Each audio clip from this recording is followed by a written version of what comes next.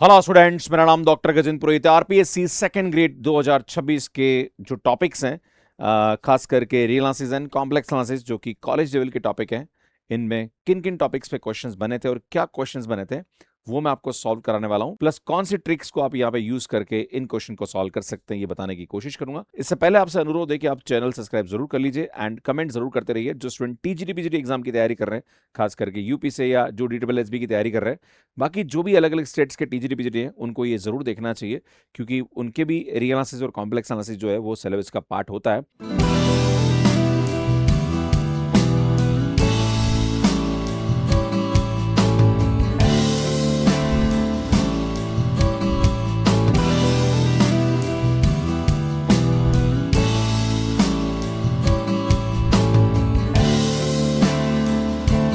जैसे हमारे पास पहला क्वेश्चन है कि which of the following set does not have one as a its supremum, है ना, मतलब वन उसका सुप्रीमम नहीं है, ऐसा कौन सा सेट है। तो जैसे हमारे पास ये कोई सेट दे रखा है तो हम देखते हैं n टेंस टू इन्फिनिट पे अगर आप इसकी वैल्यू निकालोगे तो यार ये आएगा हमारे पास limit n tends to infinity n-1 upon n+6, और n को कॉमन निकाल के देखोगे तो यहाँ पे 1 आ रहा है, मतलब इसका जो सुप्रीमम आ रहा है वो हमारे पास 1 आ रहा है, मतलब ये तो एक तरह से देखा जाए तो ट्रू स्टेटमेंट है।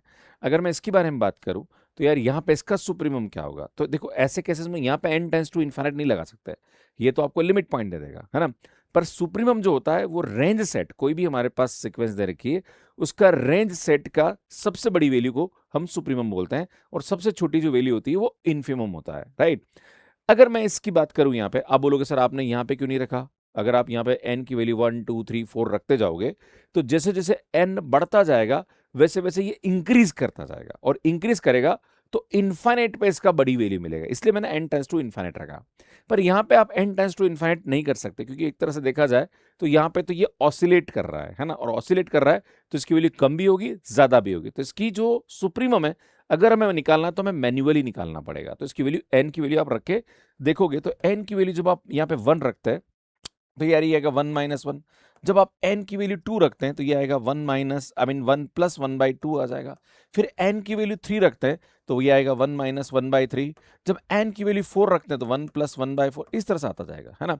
अगर मैं देखूं यहाँ पे तो सुन, यहाँ से हमारे पास इसकी जो वैल्यू आ रही है वो क्या आ रही है भैया, 0, 3/2, एंड यहाँ पे आएगा तो सुन ये आएगा 2/3, देन ये आएगा हमारे पास 5/4। तो सुन अब जो भी वैल्यू आती जाएगी वो छोटी होती जाएगी, तो एक तरह से देखा जाए तो इसकी जितनी भी रेंज आएगी वो 0 और 3/2 के बीच में आएगी। तो जो 3/2 है वो हमारे पास यहाँ पे क्या होगा, इसका सुप्रीमम होगा। 1 इसका सुप्रीमम नहीं होगा, तो सुन ये स्टेटमेंट हमारे पास यहाँ पे क्या जाएगा, ट्रू हो जाएगा कि भाई इसका जो सुप्रीमम है वो 1 नहीं आ रहा है। सुन यहाँ पे तो हमारे पास ओपन इंटरवल है, और ओपन इंटरवल में जो एंड पॉइंट होता है वो हमारे पास यहाँ पे क्या होता है, सुप्रीमम और इन्फीमम होता है। तो 0 इसका इन्फीमम होगा और 1 इसका क्या हो जाएगा, सुप्रीमम हो जाएगा। अगर मैं इसके बारे में बात करूं तो सुन ये भी हमारे पास एक तरह से देखा जाए तो इंक्रीजिंग हो रहा, n टेंस टू इन्फिनिट पे चेक करोगे तो इसका सुप्रीमम में हमारे पास क्या आ जाएगा भैया, 1 आ जाएगा ना। तो बी ऑप्शन हमारे पास यहाँ पे ट्रू हो जाएगा। सुन नेक्स्ट क्वेश्चन के बारे में बात करें यहाँ पे, तो अगला प्रश्न क्या बोल रहा है, सुन हमारे पास ये बोला जा रहा है कि एक सीरीज है ना, जहां पर un की वैल्यू 1/4 पावर n दे रखी और n इज इक्वल टू हमारे पास 1 से इन्फिनिटी दे रखा, नेचुरल नंबर दे रखा। तो जैसे आप इसको खोलोगे तो भैया ये आएगा 1+4, 1+4 का स्क्वायर, 1+4 का क्यूब, इस तरह चलता जाएगा। अगर आप 1/4 को कॉमन निकालोगे तो 1+1/4 प्लस 1/4 स्क्वायर, ये हमारे पास आता जाएगा। अगर आप देखोगे तो 1/4 और ये आएगा 1/1 - r। इसमें जब सॉल्व करोगे तो ये आएगा 1/4 और यहाँ से इसकी वैल्यू जो आएगी वो 3/4, तो ये 4/3 हो जाएगा। और यहाँ 4 से 4 कैंसिल करेंगे तो भैया यहाँ से इसकी वैल्यू 1/3 आ जाएगी, मतलब यहाँ पे ये क्या करेगा, 1/3 पे कन्वर्ज कर जाएगा। सुन इस प्रकार से बात करी जाए, ये बोल रहा है कि ये हमारे पास एक सीक्वेंस है और आपसे बोला जा रहा है कि ये सीक्वेंस कहाँ पे कन्वर्ज कर रही है, डाइवर्ज कर रही है। जब भी सीक्वेंस की बात आती है तो हमें यहाँ पे limit n tends to infinite पे चेक करना पड़ेगा कि एक्शन n टेंस टू इन्फिनिट पे कहाँ जा रहा है ना।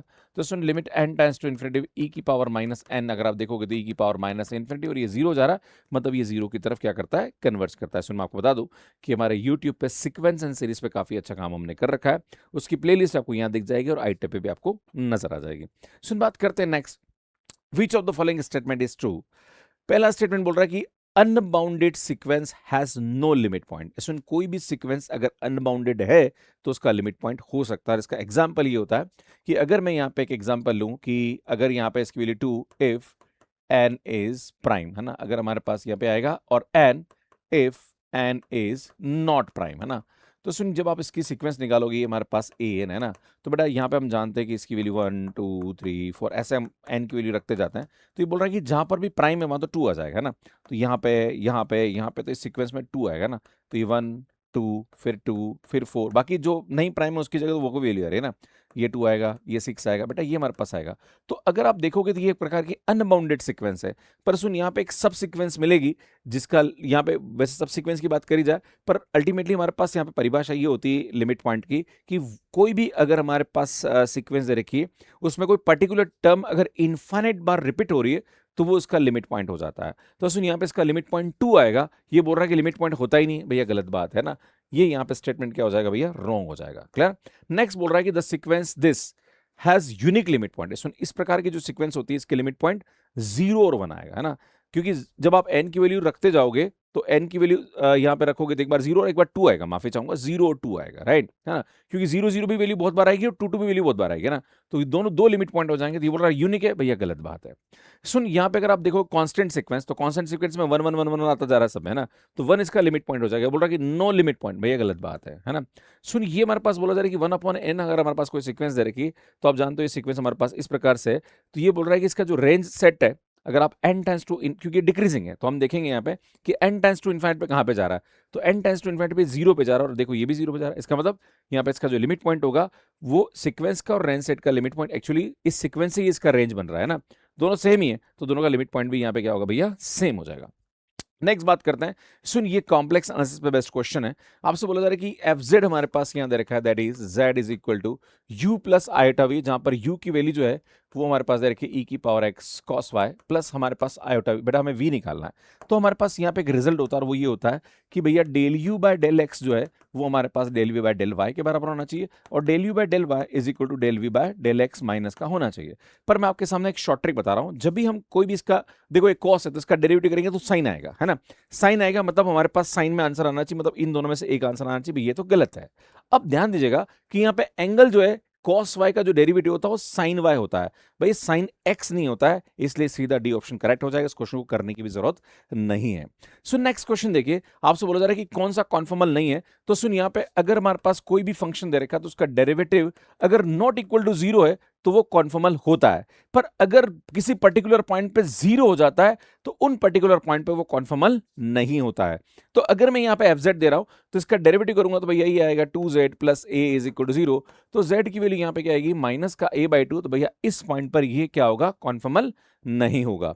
अगर नेक्स्ट क्वेश्चन की बात करें तो विच of the following statement is true. तो सुन जो सेट ऑफ रेशनल नंबर होता है वो ना तो ओपन होता है ना ही क्लोज होता है। ये बोल रहा है क्लोज सेट है, भैया गलत बात है। अब बात करते हैं सेट ऑफ इंटीजर के बारे में। तो सुन ये हमारे पास काउंटेबली इनफाइनाइट सेट है, जैसे नेचुरल नंबर है या सेट ऑफ इंटीजर। पर हाँ आपको बता दूं कि जो क्यू होता है वो भी एक प्रकार से काउंटेबली इनफाइनाइट सेट होता है, पर वो एक ऐसा सेट है जो काउंटेबली इनफाइनाइट है बट क्या होता है, क्लोज नहीं होता है। But soon set of integer है, नेचुरल नंबर है या कोई भी फाइनाइट सेट है, वो हमेशा क्या होता है, सुन क्लोज होता है। तो यार ये हमारे पास यहाँ पे क्या जाएगा, ट्रू हो जाएगा। Q of rational number is an open set. भैया क्यू तो ना तो ओपन होता है ना क्लोज होता है। इसी प्रकार से इरेशनल नंबर का जो सेट होता है वो भी ना तो ओपन होता है ना क्लोज होता है, राइट। तो यार यहाँ पे ये गलत हो जाएगा। नेक्स्ट बोला सेट ऑफ इंटीजर ओपन है, भैया क्लोज होता है ना। So that's why this is not correct. अगर आपके मन में इच्छा है कि गुरुजी ये क्या कहानी है, हमें तो नहीं पता है, भैया हमने यूट्यूब पे एक वीडियो अपलोड कर रखा है पॉइंट सेट टोपोलॉजी। आपसे अनुरोध है कि वो वीडियो जरूर देखिएगा। मेरी टीम आपको यहाँ पे थंबनेल दिखा देगी और आई पे आपको लिंक भी प्रोवाइड कर देगी। देखो आपके सब कंसेप्ट क्लियर हो जाएंगे। नेक्स्ट क्वेश्चन देखिए, इसमें आपसे बोला जा रहा है कि z टेंस टू e की पावर आयोटा पाई बाय 4 और आपसे बोला जा रहा है कि z square z power 4z है ना। तो इसकी वैल्यू उठा के रखेंगे। तो मैं आपके सामने बताना चाह रहा हूं यहाँ पे कि भैया अगर e की पावर आयोटा पाई बाय 4 है, ये z है, ध्यान दीजिएगा। तो मैं आपसे बोलूँ तो इसकी वैल्यू क्या होती है भैया, cos pi by 4 plus iota sine pi by 4 होता है। तो बेटा अगर इसकी वैल्यू निकालोगे तो ये आएगा 1/√2 1/√2 है ना। तो 1 प्लस आयोटा बाय √2 इसकी वैल्यू होती है। अगर कोई आपसे ये पूछे कि भैया बताओ z स्क्वायर की वैल्यू क्या होगी, तो बेटा इसका स्क्वायर करोगे तो ये आएगा आयोटा और यहाँ पे स्क्वायर करोगे तो आयोटा पाई बाय 2 हो जाएगा। अरे मेरे भाई इसका स्क्वायर करोगे ना तो ये आयोटा पाई बाय 4 है तो आयोटा पाई बाय 2 हो जाएगा, है ना। और इसकी वैल्यू निकालू मैं तो क्या आएगा भैया, cos pi by 2 plus iota sine pi by 2, और हम जानते हैं कोस पाई बाई 2 0 होता है, इसकी वैल्यू क्या होगी भैया, आयोटा होगी। इसी प्रकार से अगर मैं z पावर 4, मतलब यहाँ पे जब इसकी z की वैल्यू उठा के z पावर 4 की जगह रखूंगा तो क्या आएगा, तो एक काम करते हैं इसकी पावर 4 कर लेते हैं, बेटा पावर 4 करेंगे तो ये आयोटा पाई आ जाएगा, और हम लिखते हैं इसकी वैल्यू होती है cos pi plus iota sine pi. भैया साइन पाई 0 होता है, कोस पाई -1 होता है। अब ये सब वैल्यू यहाँ पे टिका दो। बेटा जैसे ये वैल्यू यहाँ टिकाओगे तो यार यहाँ पे क्या आएगा, ध्यान दीजिए, इसकी जगह z स्क्वायर की जगह क्या रखेंगे हम, ये रखेंगे that is iota divided by z power 4 की जगह -1 प्लस z की जगह, भैया z की जगह हमारे पास ये आएगा 1 प्लस आयोटा बाय √2, एंड सुन यहाँ पे +1 तो यही रहा है ना।